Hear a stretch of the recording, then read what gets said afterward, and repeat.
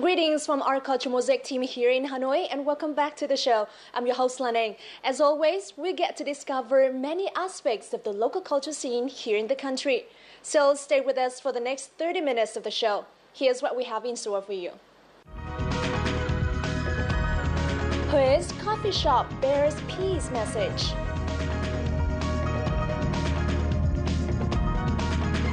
Filmmakers share inspirations at Documentary Fest.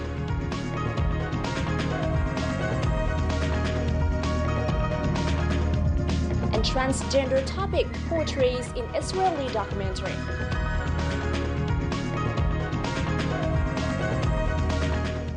Now local news come first with the most outstanding cultural events of the last week.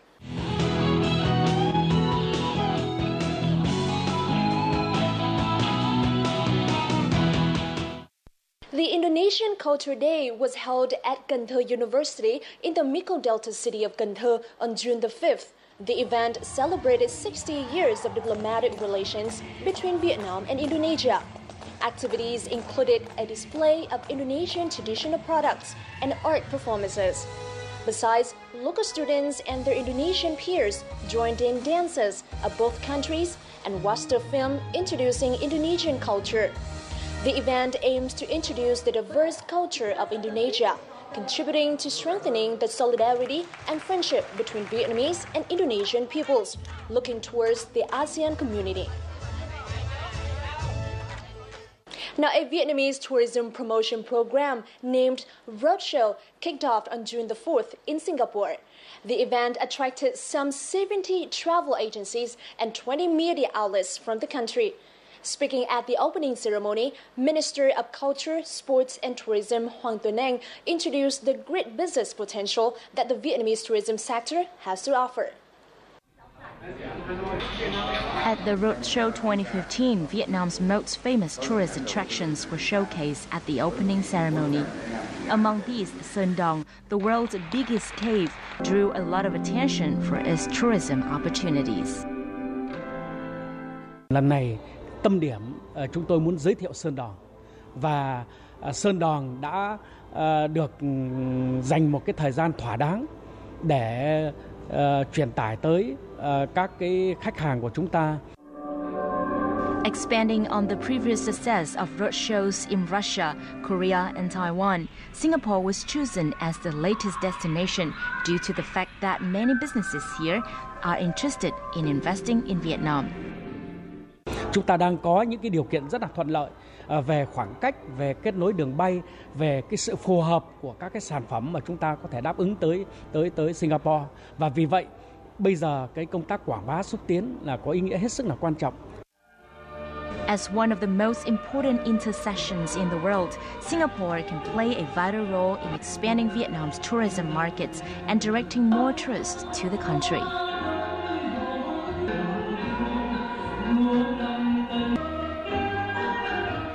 Vietnam Week kicked off on June the 9th in the Japanese capital of Tokyo and the southern city of Osaka. This annual event has brought vivid images of Vietnamese landscape, culture, and people to Japanese people through a series of activities and performances. These water puppetry performances of artists from Thăng Long Puppet Theatre have opened the Vietnam Week 2015. Traditional music and lively, colorful puppets left Japanese curious about this unique Vietnamese art form.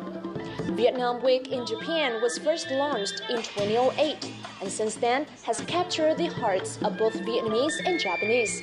After Osaka, Vietnam Week will then head to Tokyo on the 13th and 14th of June. Now, the Vietnamese zither, also known as đàn tranh, is characterized by its pure timbres and is usually performed with other traditional instruments. However, a group of artists in Hanoi have found a unique yet interesting way to combine the harmonies of the Vietnamese zither and piano with the fresh sounds of electronic music. We have more to follow.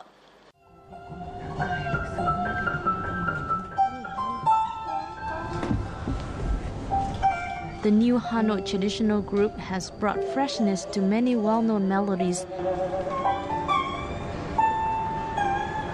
They perform these folk songs with the Vietnamese zither and piano and electronic music in the background.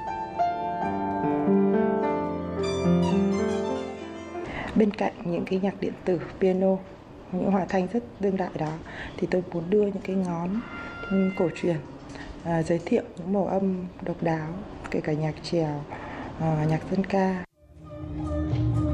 The unique combination of piano, Vietnamese zither and electronic music is a way to bring traditional music closer to modern sounds. It creates a special music space, evoking childhood memories by connecting lullabies with modernized melodies. Đây có thể là những cái chương trình đầu tiên gọi là tiên phong cho cái âm nhạc của Hà Nội nói riêng, thì nó sẽ rất là bổ ích và mang lại một cái góc nhìn mới cho các bạn trẻ. Đầu tiên là các bạn trẻ đó. Very interesting, different than anything I've ever heard in Hanoi or even in America before. I've never heard that instrument being played. It is very good, very interesting, very new.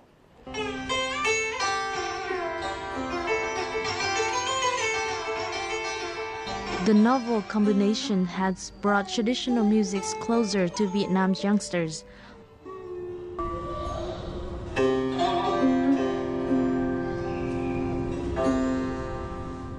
Lang Biang Biosphere Reserve in the Central Highland Province of Lâm Đồng has been officially recognized as a global biosphere. This was announced at the 27th meeting session of the International Coordinating Council of the Man and Biosphere Program of the United Nations Educational, Scientific and Cultural Organizations in Paris, France on June the 9th. Now, the Lang Biang Biosphere Reserve's core area is situated in Bio Duc Núi Ban National Park. It is home to more than 2,000 plant species and nearly 400 animal species, of which 127 are rare species identified on Vietnam's Red List. Surrounding the core area is a buffer zone filled with communes.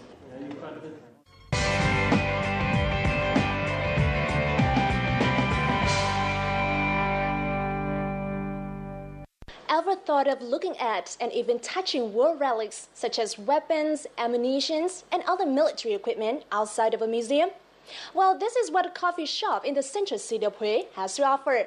Beyond just being called a private museum of war remnants, Hè Cafe in Huế also conveys a message of peace. So let's discover more in culture and lifestyle this week. This piece of metal used to be the container of the Agent Orange dioxin belonged to the U.S. Army in the 1960s, and now it has been turned into a work of art and even the menu board of a coffee shop in Hue City. And this is just the beginning of the literature of anti-war that we're going to have today.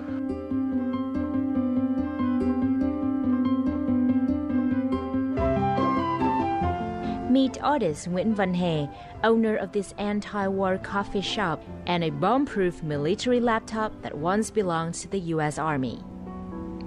Born in a rural area in Thừa Thiên Huế Central Province that was bombarded during the war, He has witnessed the legacies of war in his hometown, even now 40 years after. During his childhood, he collected and sold those things to make ends meet. Graduated from the Hue University of Arts, He has taken these old weapons and given them new life in such an artistic space filled by about 200 war relics. Anh Hè có thể chia sẻ một chút về cái không gian có thể coi là rất là nghệ thuật của quán mình không ạ? Đây là những cái đường cơm, những cái bên trong đường nước. Khi ra tầng á. Đây cũng là một cái bộ sưu tập rất là đặc biệt. Mà từ thời mới có 14 tuổi thôi là tôi đã đi buôn phế liệu chiến tranh và đi nhặt phế liệu chiến tranh. Thì những cái này là được tái sử dụng trong gia đình. Ví dụ cái này là sau này chế lại để làm cái cá để múc nước ở trong nhà. Gia đình ở Huế hầu như phần nhiều là tất cả được tái sử dụng lại đồ phế liệu chiến tranh. Vâng, vậy còn cái tủ ở bên này thì như thế nào, có gì đặc biệt ạ? Đây cũng là một không gian mà thú vị đặc biệt. Thì đây gọi là tôi thích nhất. Đây là một ý tưởng thích nhất từ một cái thùng đàn của Mỹ. Thì bây giờ tôi muốn biến nó ngược trở lại cái thùng đàn, tức là một cái giá sách, một cái giá sách cho người ta khi mở ra một cái kẹp đàn, tưởng là trong này đàn, nhưng mà nó trở thành một cuốn sách đọc. Everything in this museum-like coffee shop is made from war remnants. Ammunition trunks, landing mats from military airplanes, bombshells, and even U.S. soldiers' bed frame has been transformed into tables, chairs, vases, fences, or some new kind of decoration. Since it opened over a year ago, the cafe has become a regular meeting place for those who want to recall the past. Ngày xưa mình sống giai đoạn chiến tranh, cho nên là hồi đó mình đã từng bị viên đạn cắm vào trong người. Hòa bình rồi thì mình phải là anh mở quán cà phê, thỉnh thoảng mình ngồi đấy uống cà phê vì là nhớ lại những cái trong chiến tranh, những cái ký ức của chiến tranh, bom rơi, đạn lạc này nọ. Bây giờ thì hòa bình quá sướng rồi. About a quarter of the subjects on display at Hayes Cafe were donated by friends or customers from across the country. Many of them are intact, like this battlefield specialized typing machine, this telephone, and even a brand new box first aid kit. His hobby has helped him make a lot of friends. Hai anh em có sở thích chung là tìm kiếm lại một cái chế độ của Việt Nam, thời chiến tranh của Việt Nam. Mình thì thế hệ sinh sau thời chiến tranh thì có những cái ở đây thì mình vẫn chưa một lần nữa mình nhìn thấy. Tôi muốn hòa trộn lại hết các vứt bỏ, biến đổi nó tất cả những trở thành một cái ý nghĩa khác hơn. Ví dụ một cái vỏ đàn bây giờ tôi cắm một cái bông hoa, có đẹp không? Nó có sợ hãi như ban đầu không?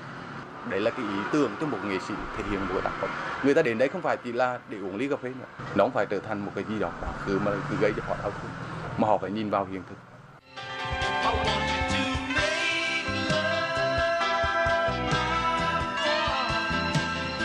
Make love, not war, was an anti-war slogan commonly used in the U.S. during the 1960s. This slogan of peace was featured in many songs, including John Lennon's Mind Games. And this is also the slogan of Hay Cafe in Hue, a reminder of the past and a humanitarian message of peace to visitors. Hoài Lương, Vietnam Television, Hue Central City.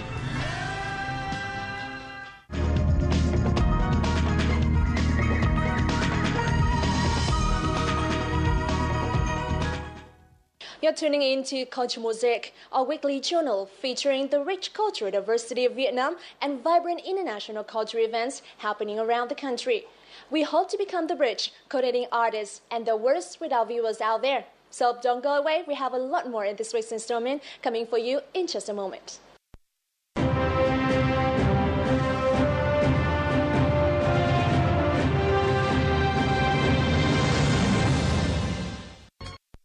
Throughout the history of cinema, the genre of documentary has held a special position. Filmmakers turn to documentaries to shine the light on real subjects and audiences, and in turn can gain an understanding of life, society, and culture. And that is also exactly the motivation behind the 7th European Vietnamese Documentary Film Festival, which kicked off on Wednesday in Hanoi. And Connecting Cultures will bring you more details.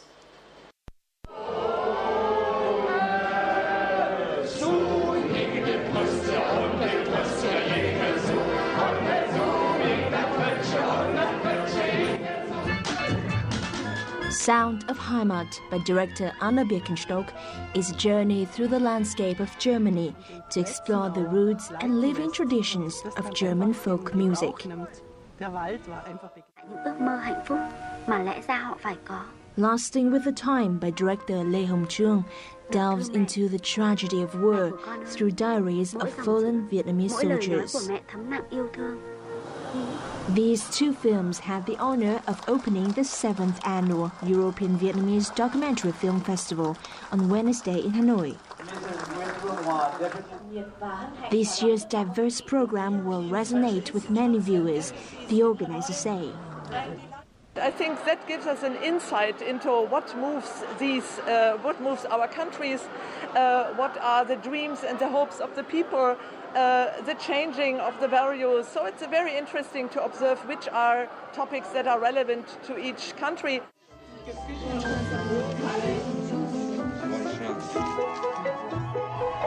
At each screening during this year's festival, a Vietnamese documentary will be shown before a European one.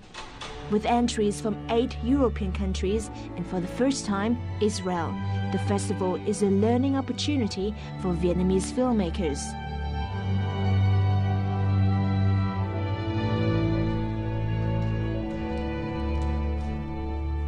Rất nhiều những nghệ sĩ đang làm nghề tại đây thì chúng tôi được tiếp xúc với rất nhiều những cái tác phẩm làm phim của bạn rất là đa dạng, với các đa dạng về mảng đề tài và đa dạng cả về phong cách thể hiện. Các nghệ sĩ, những người làm nghề của chúng tôi thông qua các bộ phim đấy đã học hỏi được rất nhiều. Ngôn ngữ điện ảnh đương nhiên với kỹ thuật phát triển thì nó thay đổi đi. Thế thì làm sao để có thể tiếp cận được và làm sao để đổi mới ngôn ngữ của mình thì tôi nghĩ rằng đến bây giờ thì cái nhiệm vụ vẫn đặt ra trước mắt các cái nhà làm phim tài liệu và đặc biệt những nhà làm phim tài liệu trẻ, thế hệ trẻ, vì tôi nghĩ rằng mỗi thế hệ thì đều phải có tiếng nói của mình.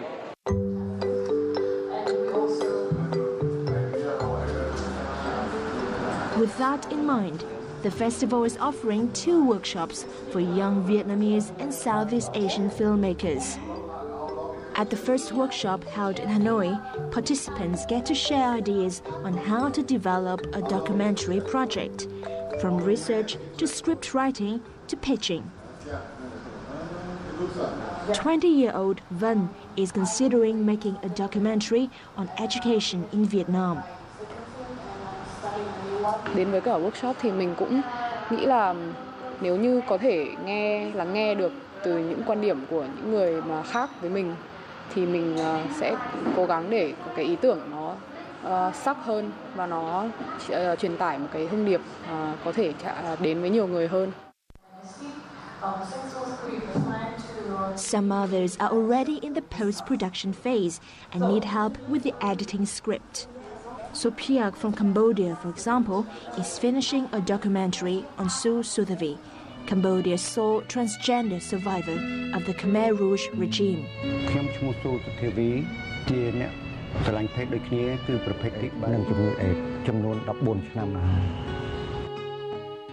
This is my first feature length ever. I can't, work by myself, so I need help. Possibly this workshop could advise me how to, make the outcome of the story. Finding one's own voice and style, that's often a long journey. But Southeast Asian filmmakers are off to a good start, German director Anna Birkenstock says.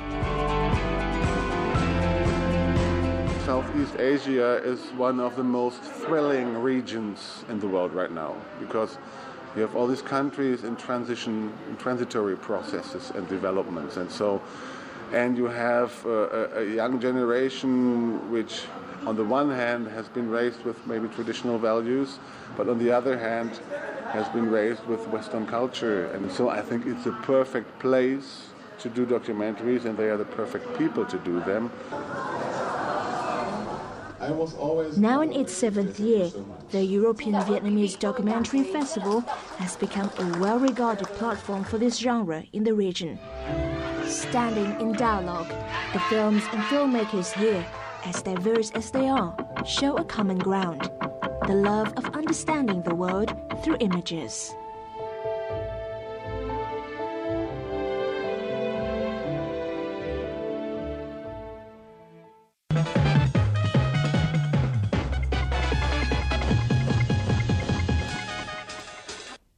For some people, realizing the dreams may take more than strong wills and perseverance. Like in the case of Obar, a 22-year-old Israeli man who had to take extraordinary measures to change his gender and live true to himself. His poignant story is now being screened in Vietnam through the work of documentary filmmaker Shirley Bukovitz as part of the ongoing 7th European Vietnamese Documentary Film Festival. Our reporter Hoàng Hằng sat down with Shirley to shed light on the inner struggles of Or in the film The Good Sign.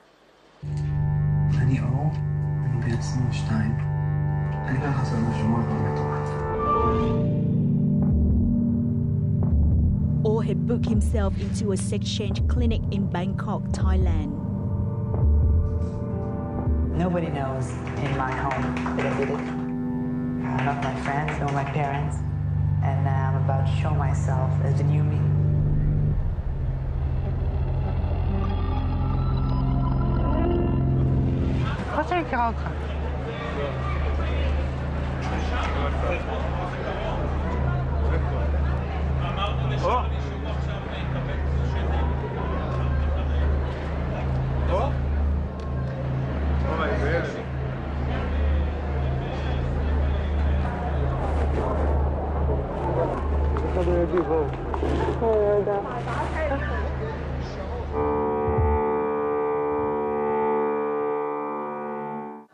The Good Son took part in the 7th European Vietnam Film Festival this Thursday.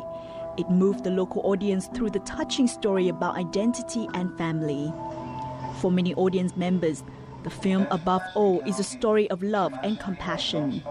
Bộ phim Đứa con ngoan của Israel, cái làm cho xúc động nhất là vì cái tình cảm của bố mẹ mà cho con gái. Mặc dù con cái có thể làm bất cứ cái điều gì nhưng mà đối với bố mẹ vẫn luôn luôn tha thứ.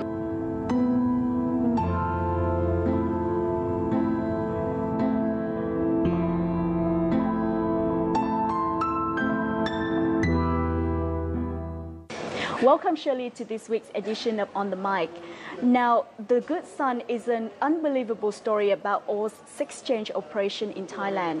So how did you come across this extraordinary story? Or actually watched my previous film, and he contacted me and he gave me like a bunch of tapes that he already filmed by himself, and he told me that he's going to undergo this operation and he really wants me to follow after him and make it as a documentary journey, let's say. And I felt like I won the lottery, because I watched the tapes and I figured that I have like a love story actually. And it wasn't about the operation. For me, it was more about the ability to forgive someone, to accept. This is what I really want to focus on. What did you feel when you watched these 40 videotapes filmed by Or himself? It wasn't that perfect, but it was real and honest, and this is what I was looking for. I think not me, not any director could have get, because there is some intimacy that you create with your family that only you can cover. And I was really like proud of him. Or documented his way of raising money for his sex change operation. אני עכשיו עומד לספר להורים שלי שקיבלתי את מכתב הגבלה למקסור מזויף.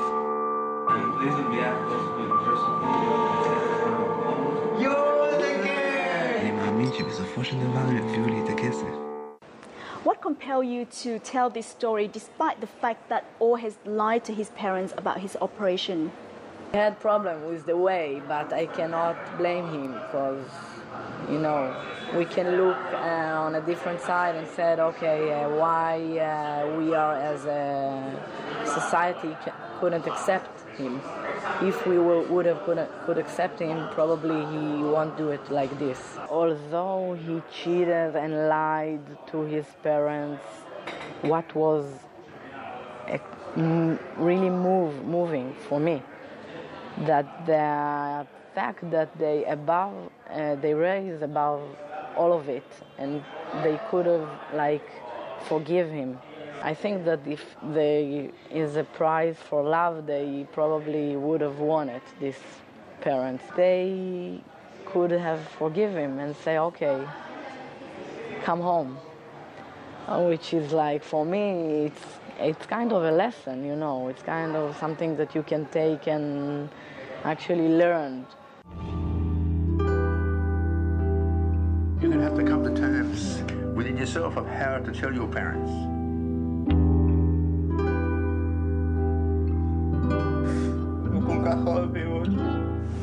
The film's finale, in which Or returns to Israel to confront her family, is as dramatic as it is emotionally charged. בוא מאמי נחבק, נביא אחד לשני כוחות. בוא. אבא יחבק אותך. חבק אותו. ככה? לא.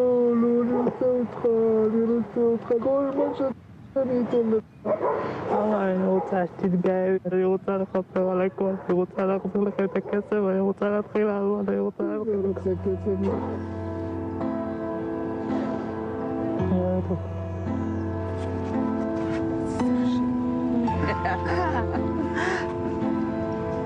אתה עכשיו בזה? מה? כן, אני רוצה שנייה מדבר על זה. כן? Lúc mà người mẹ gọi cậu là princess đấy, oh my princess, nhưng mà ôi công chúa của tôi, người mẹ đấy cố gắng làm cho cậu ấy cảm thấy rằng là cậu thật sự là một người phụ nữ chứ không phải là một người đàn ông, hoặc là cố để cho cậu ấy có một cái cảm giác an toàn khi ở bên mẹ. Tôi cảm thấy đấy là một điều rất là tuyệt vời. Tôi nghĩ rằng là một người mẹ, cái tình cảm của một người mẹ dành cho con nó vượt xa hơn cả những cái gì mà cái cậu đấy đã nghĩ đến khi mà cậu gặp mẹ.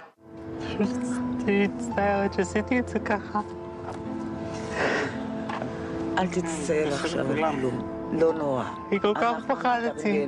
אין לך מה לפחד. אני איתך לחיים ולמוות, אמרתי לך. Why did you name the film The Good Son when what audit could be seen as a radical step to change his gender? At the beginning it was Lies in the Closet, which was the Hebrew title. People from abroad told us that it's not that good. And the good son is kind of ironic, let's say. But yeah, he is a good son, because what is the meaning to be good? It's to be good to yourself, first of all. Transgender is a sensitive topic to cover, so what challenges did you encounter when making this film? I mean, it wasn't that easy, you know. At the beginning, there is no budget for the film, you know. You're coming with idea, and then no one support you, no funds, no TV channels, nothing. So I had to sold my car, and I left the dog in the neighbor's house, and I quit my job, and I went and I flew with him 2 months to Thailand by myself with the camera. I knew that if I will not have the second part of the film, I will not be able to have the third part, which is, you know, the whole story. You know, you have like a one life opportunity. I mean, this character will turn himself in 2 or 3 or 5 days. So I went radical. I film, shooting everything, tons of raw materials, because all of a sudden he's going to change himself, and I don't have anymore the man persona. So I collect as much as raw material as I could to be able to have as much as opportunities later on in the editing room. Thank you, Shirley, for being with us. The story of all finished on a happy note.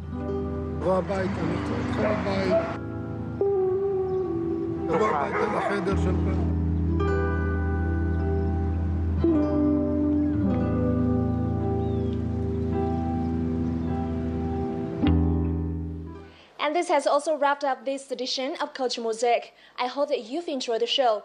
Now please feel free to contact us at culturemosaic@vtv.vn with any comments and suggestions you may have, or to tell us about any culture events you've been to and upload your own videos as well.